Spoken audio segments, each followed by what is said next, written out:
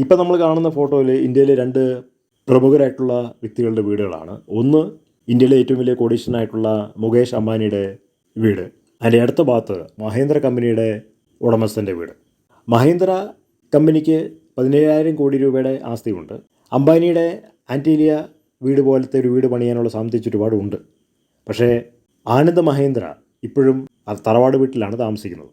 അപ്പോൾ എന്തുകൊണ്ട് നല്ല വീട് പണിയുന്നില്ല എന്ന് ചോദിച്ചു കഴിഞ്ഞാൽ അത് ഓരോരുത്തരുടെ ജീവിതത്തിലെ വീക്ഷണമാണ്. ഫേസ്ബുക്കിൻ്റെ ഉടമസ്ഥനായിട്ടുള്ള മാർക്ക് സുക്കൻബർഗ് ഒരു ചൈനക്കാരെയാണ് വിവാഹം കഴിച്ചിരിക്കുന്നത്. അദ്ദേഹം ആർഭാട ജീവിതം നയിക്കുന്നതിനോട് വെറുപ്പുള്ളൊരു വ്യക്തിയാണ്. സാധാരണ കാറുകളിലാണ് അദ്ദേഹം നടക്കുന്നത്, പ്രീമിയം കാറിലല്ല നടക്കുന്നത്. അപ്പോൾ എന്തുകൊണ്ട് അങ്ങനെ നടക്കുന്നില്ല എന്ന് ചോദിച്ചു കഴിഞ്ഞാൽ അത് ഓരോരുത്തരുടെ ജീവിതത്തിലെ ഒരു വിഷനാണ്.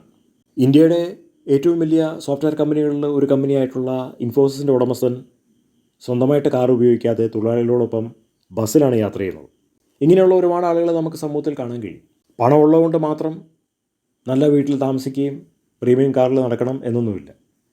എന്നാൽ നമ്മുടെ നാട്ടിൽ അല്പം ഐശ്വര്യം വരുമ്പോൾ അർദ്ധരാത്രിക്ക് കുടപിടിക്കുന്ന കുറേ ആളുകളാണ് അല്പം പണം വരുമ്പോൾ പണക്കാരെ പോലെ ജീവിക്കാനായിട്ട് ശ്രമിക്കുന്നത്. സ്വന്തമായിട്ട് യൂട്യൂബ് ചാനലുള്ള പലവരിലും നമുക്കത് കാണാനായിട്ട് കഴിയും. മറ്റുള്ളവരുടെ മുമ്പിൽ പൊങ്ങിയ വർത്താനം പറയാൻ ആഗ്രഹിക്കുന്ന ഒരുപാട് ആളുകൾ നമ്മുടെ സമൂഹത്തിലുണ്ട്. ഇരിക്കുന്നതിന് മുമ്പ് കാല് നീട്ടുന്ന ഒരുപാട് ആളുകൾ നമ്മുടെ സമൂഹത്തിലുണ്ട്. അവർക്ക് മറ്റുള്ളവരെ അവരുടെ പണം, അവരുടെ നേട്ടം കാണിക്കണം. ചിലവർ പറയുന്ന പോഴത്തരമാണ് യൂട്യൂബിൽ നിന്ന് ലക്ഷങ്ങൾ കിട്ടി എന്നൊക്കെ പറയുന്നത്. പക്ഷേ വാസ്തവത്തിൽ എല്ലാവർക്കും ലക്ഷങ്ങൾ കിട്ടുന്നുണ്ടോ? ഇല്ല.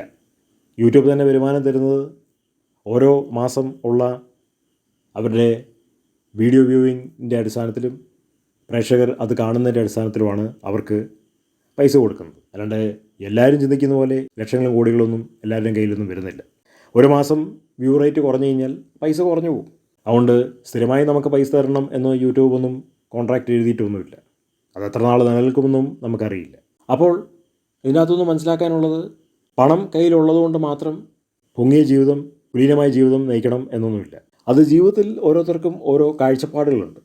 അതിനടിസ്ഥാനത്തിലാണ് ഓരോരുത്തർ ജീവിക്കുന്നത്. അതാണിപ്പോൾ ആനന്ദ് മഹീന്ദ്രയുടെ ജീവിതത്തിൽ നമുക്ക് കാണാനായിട്ട് കഴിയുന്നത്.